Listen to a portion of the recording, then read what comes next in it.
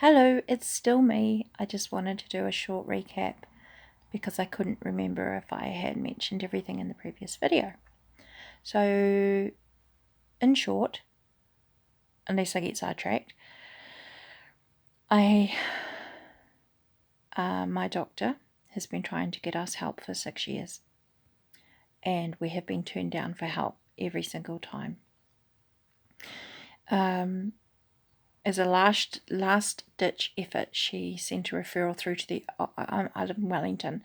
She sent a referral through to the old persons in rehab services, and it happened to be that sort of area, that service was being overseen by an amazing American doctor called Dr. Kate Barnard.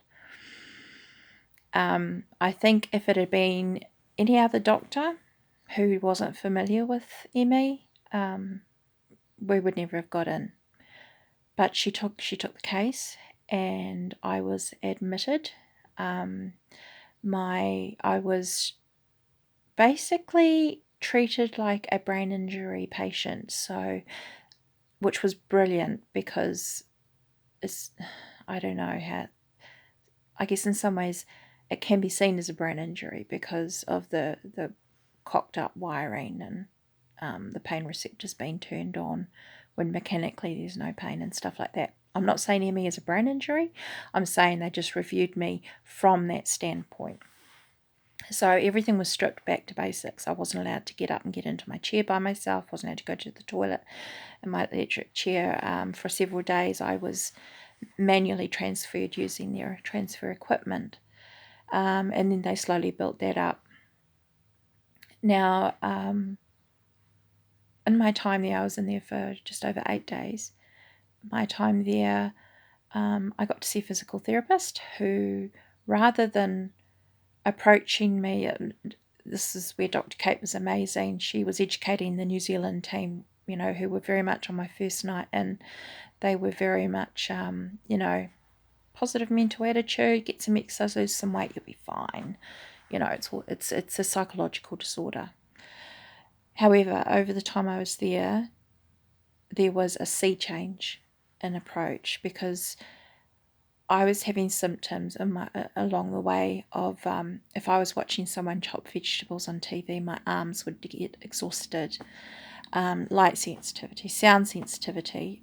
They catered, they kept my curtains closed.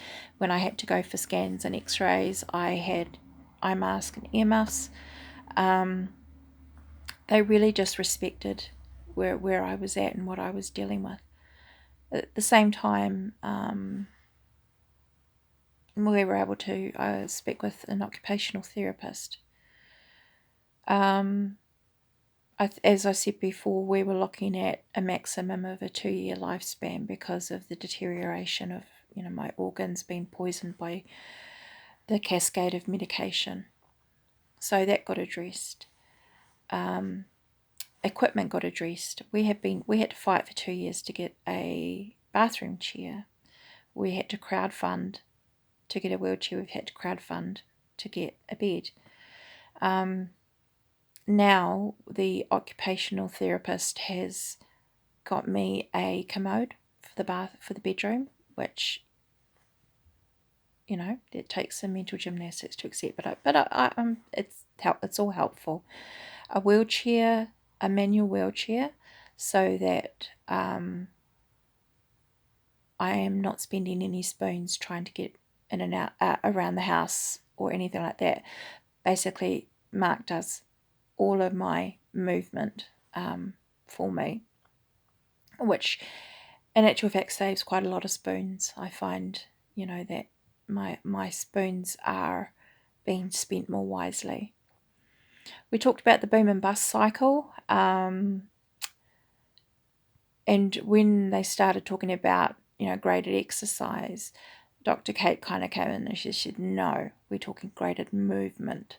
So for some person, graded exercise, not graded exercise, someone with ME might be able to very comfortably go out for a coffee with a friend, come back, but will need to rest, get the post-exertional malaise. I can get that from just sitting up for a few minutes. So my rehabilitation, because she's a rehabilitation specialist, my rehabilitation is going to take years. And I needed some time to kind of digest that. Part of my rehabilitation has been the medication change to pregabalin. So we talked about all this in the video before, but I'm just doing a quick recap because I think there was something I forgot to talk about. She's also referred me to getting someone to come in and wash me 3 times a week, a healthcare assistant, which takes a lot of the pressure off Mark, because after 6 years of going it alone and finding our way in the dark, he got pretty broken, and he needed to not just see me as, a patient or a task. And it has really given our relationship a new opportunity, really. It's, him pushing me in the wheelchair is an act of, well, it's kind of a love language between us, which has been a surprise, really. We joke and giggle about, him having control of my wheelchair and things like that. And he knows that there's somebody else who's, going to be taking care of me.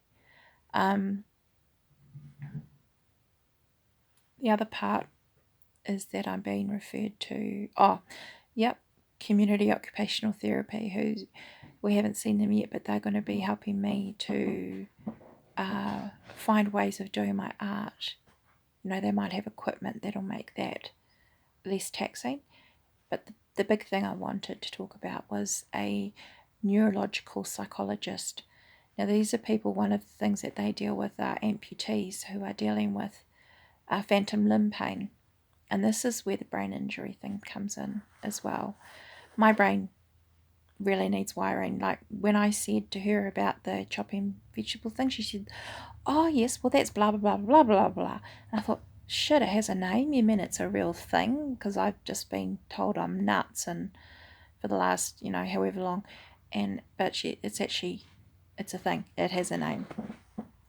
So we're very slowly going through the process of desensitizing light and sound. And that's going to take a long time. But desensitizing and detaching that as a pain trigger. Why do I have no hair? Well, because my hair hurt, basically. Someone asked me, why did you shave your head off? Why did you shave your hair off, your beautiful hair? And I said, yes, I did, but it was, if my hair moved, my brain registered my hair as a pain experience. So, no hair. That might come back, that might not. I'm not really worried. I've just ordered some more of these cool hats. But what the neuropsychologist can do is to help tell my pain receptors to kind of calm them down so that they're not registering. It's like all pain, no pain. There's not really much in between. And also what the brain registers is causing that pain. So I've got a lot of brain training to do. Part of my day is I spend, time doing word puzzles and in the morning when I'm fresh, or as fresh as I get, do word puzzles, and very soon I'll be able to start on some cognitive puzzles just to start moving all that grey matter around again. So I'll never be out of bed for very long, and I'll never be out of my chair, but the prognosis, like Mark said he sees a long-term prognosis. I don't know that I can see ahead that far, because I've given up my last percentage of independence. So, we're going to need a lot of help emotionally and mentally to process all of that as well. So I think that's the recap. I don't know how anybody else can access this. Like, I wish this type of understanding was available to everybody.